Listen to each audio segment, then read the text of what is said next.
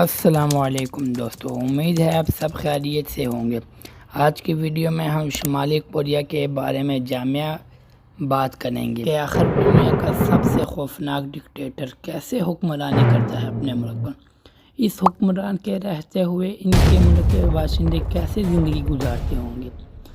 آخر اس ڈکٹیٹر نے اپنے ملک پر اتنی پابندی کیوں لگائی اور اس پابندی کی کیا وجہ ہے؟ کیا سچ میں شمالی کوریا میں لوگ رات کے 7 بجے کے بعد پڑھ نہیں سکتے اور نہ ہی ٹی وی دیکھ سکتے ہیں؟ کیا سچ میں 1995 میں شمالی کوریا میں مینڈکوں کی پاپولیشن ختم ہونے لگی تھی؟ کیا سچ میں شمالی کوریا میں باپ اپنی بہن سے اور بیٹا اپنے باپ سے کھل کر بات نہیں کر سکتا؟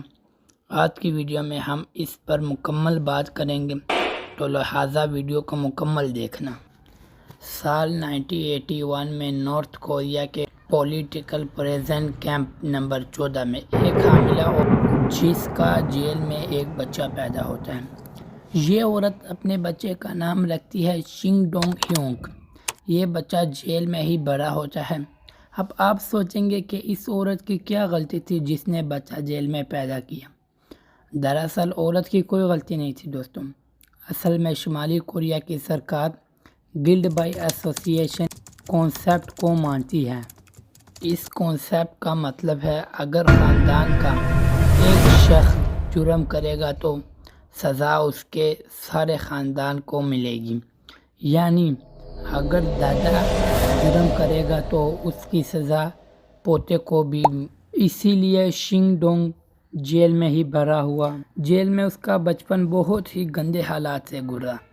دن میں صرف ایک مرتبہ دلیا دیا جاتا تھا اور زندہ رہنے کے لیے گھاس اور چوہے کھاتا تھا۔ اس پریزن کیمپ میں تقریباً 20,000 کے قریب قیدی موجود تھے، یعنی قید تھے۔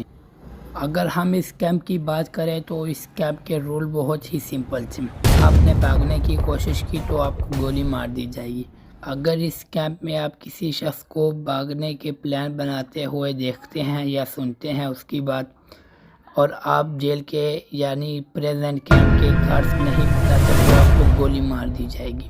جب شنگ ڈونگ 13 سال کی عمر کا ہو گیا تو اس نے اپنی ماں اور اپنے بھائی کو جیل سے بھاگنے کا پلان بناتے ہوئے سنا، اور اسے زیادہ سمجھ نہیں تھی، نادان تھا اور چھوٹا بچہ تھا، بیچارہ بھوکا تھا۔ اس نے یہ بات جا کر گارڈز کو بتا دی، اس امید میں کہ گارڈ اسے تھوڑا سا زیادہ کھانا دیں گے۔ اس کے 7 مہینے بعد قیدیوں کو گراؤنڈ میں اکٹھا کیا جاتا ہے اور سب سے آگے شنگ ڈونگ کو لا کر کھڑا کر دیا جاتا ہے، اور اس کے آنکھوں کے سامنے پریزن گارڈز اس کی ماں کو پھانسی پر چڑھا دیتے ہیں اور اس کے بھائی کو گولیوں سے مار دیتے ہیں۔ یہ سب دیکھنے کو شنگ ڈونگ کو مجبور کیا جاتا ہے اور بے رحمی سے شنگ ڈونگ کو ٹارچر بھی کیا جاتا ہے اس پریزن کیمپ میں۔ روز کے ٹارچر سے شنگ ڈونگ تنگ آ گیا اور سال 2005 میں شنگ ڈونگ خود بھاگنے کی کوشش کرتا ہے۔ گارڈ کی نظروں سے بچ شنگ ڈونگ کسی طرح چائنا پہنچ جاتا ہے اور پھر چائنا سے ساؤتھ کوریا یعنی جنوبی کوریا پہنچ جاتا ہے۔ اسی وجہ سے اس کی کہانی دنیا کو پتہ چل پاتی ہے۔ آگے چل کر شنگ ڈونگ ایک ہیومن رائٹ ایڈوکیٹ بنتے ہیں۔ ان کی آواز یونائٹڈ نیشن تک جاتی ہے۔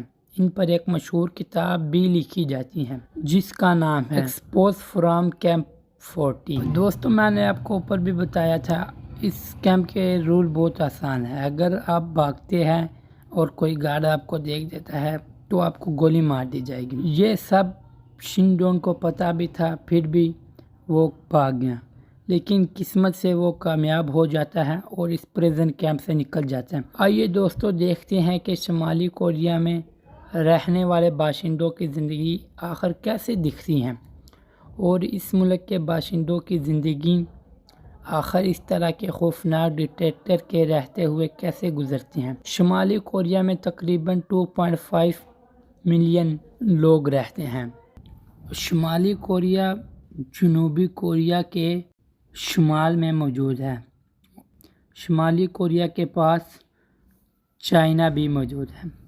دوستو، اگر آپ رات کو شمالی کوریا کو سیٹلائٹس کے ذریعے دیکھیں گے تو چائنا اور جنوبی کوریا روشنی جگمگاتے ہوئے دکھیں گے، لیکن شمالی کوریا میں اندھیرا ہوگا کیونکہ اس کے لوگ شام 7 بجے کے بعد سو جاتے ہیں. لوگ نہ پڑھ سکتے ہیں رات کو اور نہ ہی ٹی وی دیکھ سکتے ہیں. اسی وجہ سے ان لوگوں کو اندھیرے میں رہنے کی عادت ہو گئی ہے اور جیسے ہی اندھیرا ہوتا ہے لوگ سو جاتے ہیں.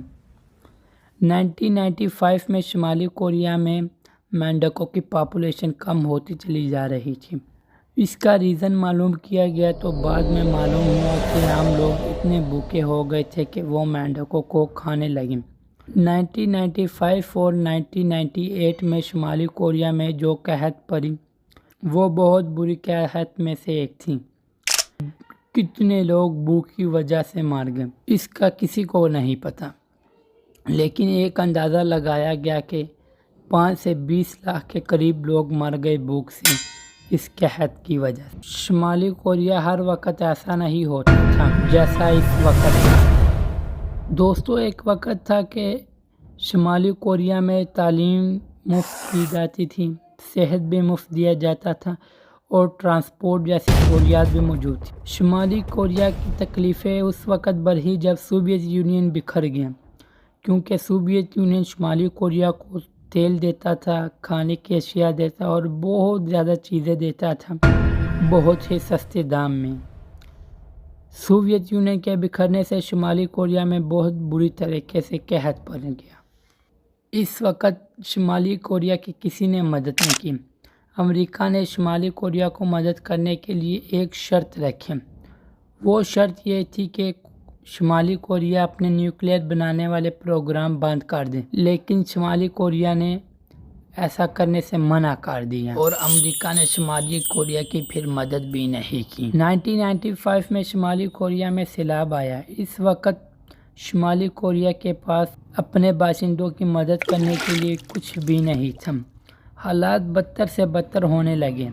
لوگ اپنے گھروں میں بوڑھوں کو بھوک سے مرنے دے رہے تھے کیونکہ کھانا بہت کم تھا. جو کھانا تھا وہ سیلاب کی وجہ سے سارا ختم ہو گیا اور بہت سے والدین نے اپنے آپ کو بھوکا مار دیا تاکہ ان کی اولاد جی سکے. اور شمالی کوریا میں کون کہاں رہے گا، کیا کام کرے گا، یہ سب سرکار ڈیسائیڈ کرے گی. اس کے علاوہ ٹی وی پر لوگ کیا دیکھتے ہیں، انٹرنیٹ پر کیا دیکھنے کو ملتا ہے، لوگ کہاں سفر کرتے ہیں، لوگ کیسے بال کٹوائیں گے، یہ سب سرکار کی کنٹرول میں ہے. اگر اسکول کی بات کریں تو یہاں تعلیم فری ہے اور اگر کوئی اسکول نہیں جاتا پڑھائی کی عمر میں تو اسے سزا ملتی ہے. یہاں کون کیسے کپڑے پہنے گا وہ بھی سرکار ہی منتخب کرے گا. اگر آپ نے نوٹ کیا ہو کہ جو اینک شمالی کوریا کے حکمران یعنی کم جونگ پہنتے ہیں اس طرح کی اینک کوئی بھی نہیں پہن سکتا شمالی کوریا میں. اس پر پابندی لگی ہوئی ہے.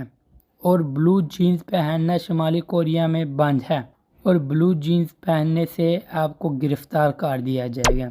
اس کے علاوہ برانڈڈ کپڑے پہننا بھی منع ہے اور عورتوں کی بات کریں تو لپسٹک بھی لگانا یہاں منع ہے.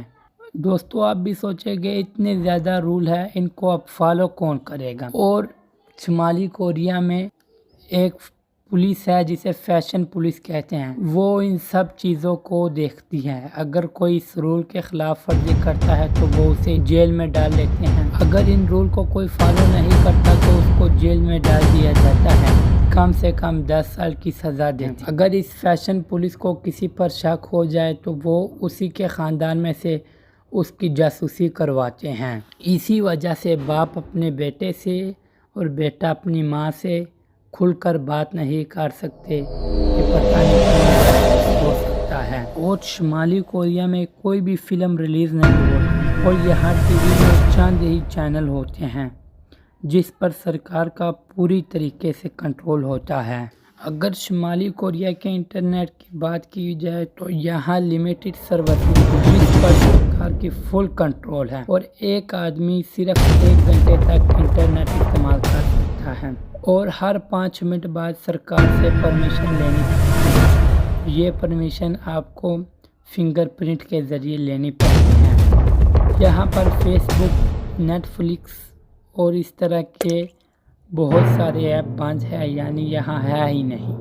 یہاں پر اتنی زیادہ پابندیاں ہیں لوگوں پر، آپ سوچ بھی نہیں سکتے۔ اگر بات ہم کریں مذہب کی تو یہاں کوئی بھی مذہب نہیں ہے۔ اگر کوئی کسی طریقے کا عبادت کرے یا کسی مذہب کو مانے تو اسے 10 سال تک کی قید ہو سکتی ہے یا اسے پریزن کیمپ میں ڈالا جاتا ہے۔ یہاں پر خاص طور پر عیسائیوں کو خاص نشانہ بنایا جاتا ہے کیونکہ وہ امریکہ سے جڑے ہوتے ہیں۔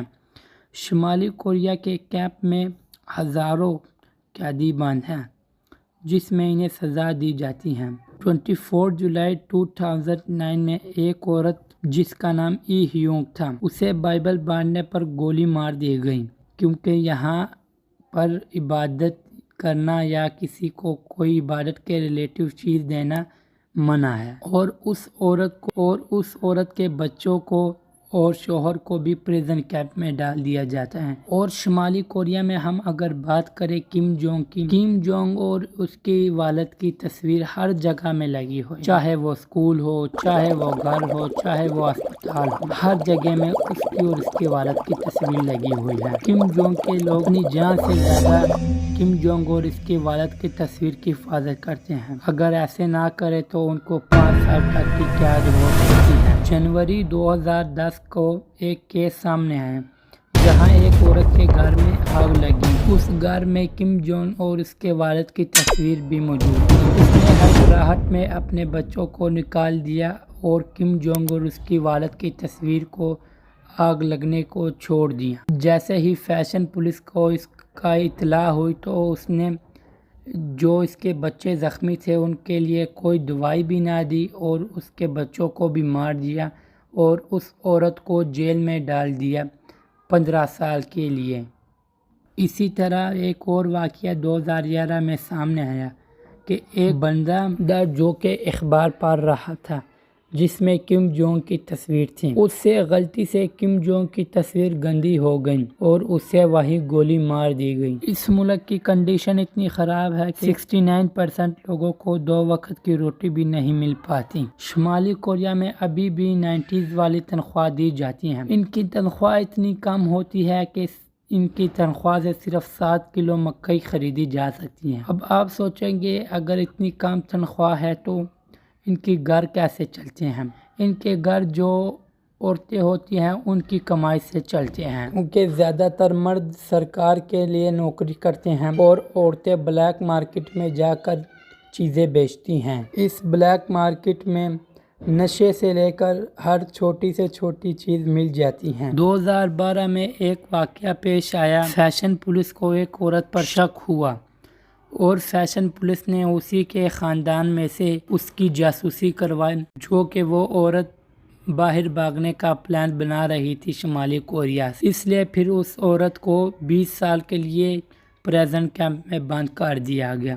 اس لیے لوگ اب ایک دوسرے پر شک کرتے ہیں۔ اگر ہم بات کریں کہ شمالی کوریا میں کتنے پریزن کیمپ، تو شمالی کوریا میں 5 سے 6 کے قریب پریزن کیمپ ہیں جس میں تقریباً 80,000 سے لے کر 1,20,000 کے قریب لوگ قید ہیں۔ یہاں ان قیدیوں کو بھوک سے مارا جاتا ہے اور قیدیوں کو 16 سے 18 گھنٹے کام کروایا جاتا ہے۔ تقریباً ان کیمپ میں 40% قیدی بھوک کی وجہ سے مر جاتے ہیں کیونکہ ان سے کام بہت زیادہ کیا جاتا ہے اور ایک وقت کی روٹی بھی صحیح سے نہیں مل پاتی ان کو۔ اگر پریزن کیمپ سے بھاگنے کی بات کی جائے تو یہاں اول تو کوئی بھاگ نہیں سکتا۔